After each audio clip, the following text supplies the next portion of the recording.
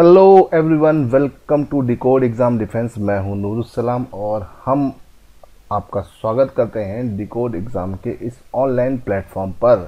तो guys, exam series का करीब है और उस एग्ज़ाम के हिसाब से आज हम साइंस के कुछ इम्पॉर्टेंट चीज़ों को आपके सामने डिस्कस करेंगे।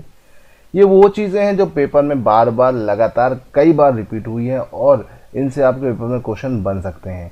तो चलिए साइंस की कुछ बेसिक चीज़ों को आज हम डिस्कस करते हैं, जानते हैं उनसे क्या क्या क्वेश्चन बन सकते हैं और उनको समझते हैं। चलिए दोस्तों, शुरू करने से पहले मैं आपसे बोलना चाहूँगा, अगर आपने हमारे चैनल को लाइक और शेयर नहीं किया है तो तुरंत लाइक कर दीजिए, सब्सक्राइब कर दीजिए और वीडियो को दूसरों के साथ शेयर करते जाइए ताकि ज़्यादातर से ज़्यादा लोगों तक हमारा ये वीडियो पहुँच जाए। ओके, तो चलिए शुरू करते हैं आज के इस सेशन को। व्हाट इज साइंस, हमें ये जानना बहुत ज़रूरी है। देखो, साइंस क्या होता है? साइंस का अर्थ होता है जानना। The meaning of science is knowing. वास्तविक अनुभव, प्रयोग, प्रेक्षणों पर आधारित तथ्यों का तार्किक विश्लेषण के परिणाम स्वरूप अर्जित सुसंगठित और सुव्यवस्थित क्रमबद्ध ज्ञान को विज्ञान कहते हैं। देखो, विज्ञान की दो हिस्से होते हैं, साइंस के दो हिस्से होते हैं, ठीक है। एक नेचुरल साइंस, दूसरा सोशल साइंस। सोशल साइंस के अंदर आपका ज्योग्राफी, हिस्ट्री, पॉलिटी आ जाता है और जो आपका नेचुरल साइंस होता है उसके अंदर बायोलॉजी और मटेरियल साइंस आता है। एंड देन मटेरियल साइंस के अंदर आपका फिजिक्स आता है एंड देन केमिस्ट्री आता है। तो दोस्तों, इसे मत भूलिएगा। एक इंपॉर्टेंट चीज़ मैंने आपको बताया है, साइंस की मेन क्लासिफिकेशन, मेन एरियाज। अगर आप हिस्ट्री पढ़ते हो वो भी साइंस है, ज्योग्राफी पढ़ते हो वो भी साइंस है। ज़्यादातर चीज़ें सबकी सब आपके पास क्या है? साइंस ही है।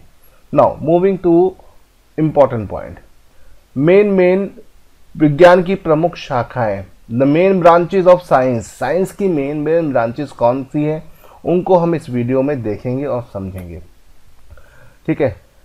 साइंस की जो डिफरेंट ब्रांचेस होती हैं उनके नाम। कोशिका के अध्ययन को हम क्या बोलते हैं? कोशिका विज्ञान। In English we call it cytology, ठीक है। फंजाई मतलब फंगस की स्टडी को हम क्या बोलते हैं? माइकोलॉजी।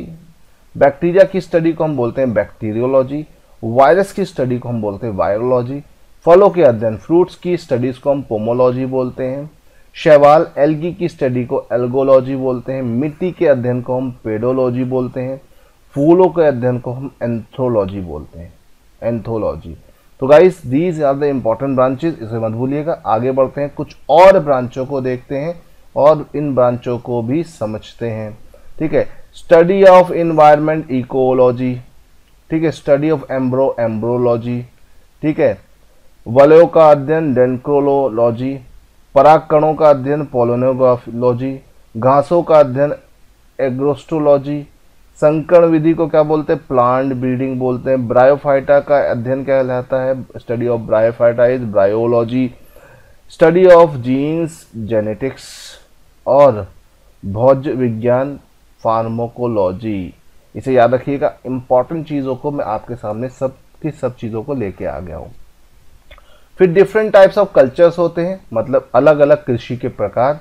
एपीकल्चर में क्या होता है? शहद का उत्पादन किया जाता है। Apiculture is also known as honey production. Aviculture, पक्षी पालन। एवीकल्चर।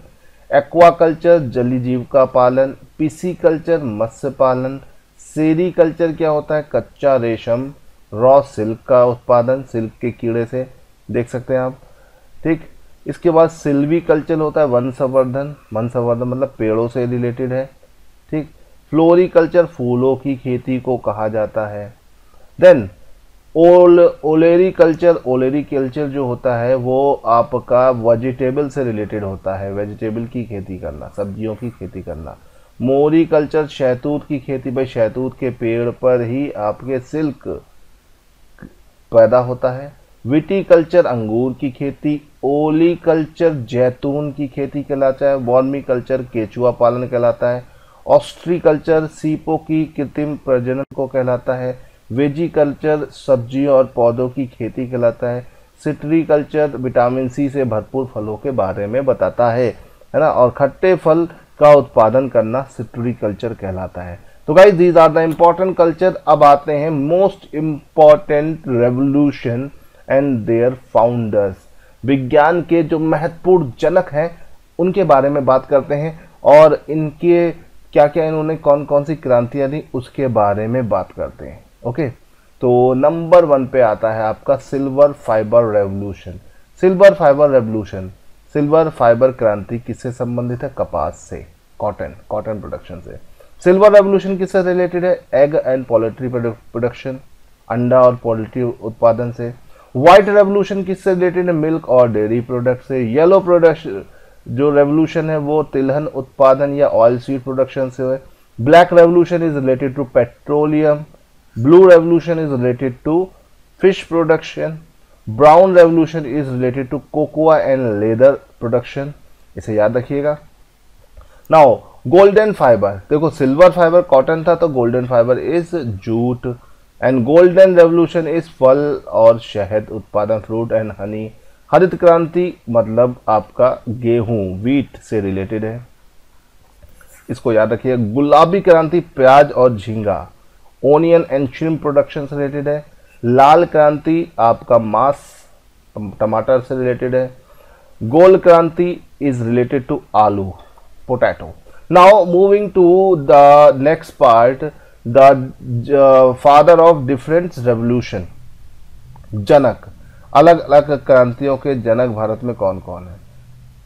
हरित क्रांति का जनक MS स्वामीनाथन को इंडिया में कहा जाता है और नॉर्मन बोरलॉग, नॉर्मन बोरलॉग आपका वर्ड में है, ठीक है, ये देखिए यहां पर लिखा हुआ है। उसके बाद आता है भारत में नीली क्रांति के जनक अरुण कृष्णन। श्वेत क्रांति के जनक वर्गीस कुरियन, दूध से रिलेटेड होती है, गुजरात से है। इंड्यूस ब्रीडिंग में हीरालाल चौधरी आते हैं। गुलाबी क्रांति के जनक दुर्गेश पटेल। भारत में स्वर्णिम क्रांति के जनक निरपक तुतेज। भारत में लाल क्रांति के जनक विशाल तिवारी और सिल्वर क्रांति के जनक किसे माना जाता है? इंदिरा गांधी को। तो guys these are the important point